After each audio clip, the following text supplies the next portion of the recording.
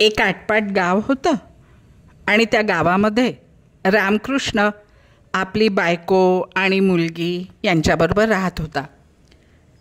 रामकृष्णाचा टोप्या विकण्याचा व्यवसाय होता. तो रोज एका गावातून दुसऱ्या गावामध्ये टोप्या विकायला जायचा. रामकृष्णाच्या गावाला लागूनच जंगल होतं आणि रोज त्याला या जंगलातूनच प्रवास करावा लागायचा. एक दिवस रामकृष्ण सकाळी उठून त्याच्या बायकोनी त्याला डबा दिला आणि तो डबा आणि रंगीबेरंगी टोप्यांची पेटी घेऊन तो रस्त्याने निघाला. जंगलातून जाताना छानपैकी मोराला त्यांनी पाहिलं, पोपटांचा आवाज त्यांनी ऐकला, छान ससे रस्त्याने बागडत होते. हे सगळं बघत बघत मजेत त्याची वाटचाल सुरू होती. दुपार टळून गेली आणि त्यालाही थोडा थकवा आला, म्हणून एका गर्द छायेच्या झाडाखाली तो बसला आणि आपला डबा त्याने उघडला. भाकरी, चटणी, कांदा, बेसन असं सगळं पोटभर जेवला. त्याचं हे जेवण त्या झाडावर बसलेली माकडं बघत होती आणि हळूहळू पोटभर जेवल्यामुळे रामकृष्णाला पेंगी येऊ लागली आणि रामकृष्ण झोपी गेला. रामकृष्णाला झोप लागताच झाडावरून माकडं खाली उतरली आणि त्यांनी रामकृष्णाचा डबा उघडून पाहिला आणि जेव्हा तो डबा रिकामा दिसला तेव्हा तो फेकून दिला आणि त्यांना मग एक मोठी पेटी दिसली. त्यांनी ती पेटी उघडली. त्यात होत्या रंगीबेरंगी टोप्या.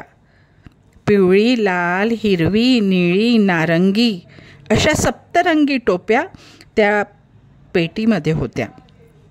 माकडांनी त्या टोप्या घेतल्या आणि आपल्या डोक्यात घातल्या आणि फांद्यांवर पुन्हा ते खेळायला लागले. थोड्या वेळाने रामकृष्ण झोपेतून उठला. बघतो तर काय, टोप्यांची पेटी रिकामी आणि टोप्या गायब. रामकृष्ण खूप घाबरला. इकडे तिकडे पाहू लागला. सहजच त्याची नजर वर गेली तर काय, त्याच्या रंगीबेरंगी टोप्या माकडांच्या डोक्यात घातलेल्या. त्याने जोराने ओरडून माकडांना घाबरवण्याचा प्रयत्न केला.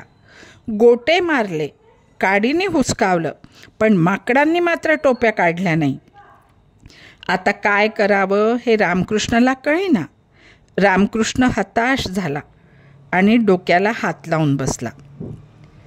एक टोपी एका माकडाच्या हातून खाली पडली, म्हणून ती टोपी उचलून रामकृष्णांनी आपल्या डोक्यावर ठेवली. आणि त्याचबरोबर त्याला एक युक्ती सुचली. त्याने पुन्हा आपल्या डोक्यावरची टोपी काढली आणि जमिनीवर टाकली. अशी हालचाल त्यांनी 2-3दा केली.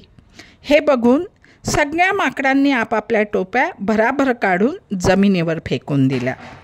रामकृष्णांनी सगळ्या टोप्या भराभर गोळा केल्या आणि आपल्या पेटीत भरल्या आणि ती पेटी घेऊन पुन्हा त्याचं मार्गक्रमण सुरू झालं. कशी वाटली गोष्ट तुम्हाला?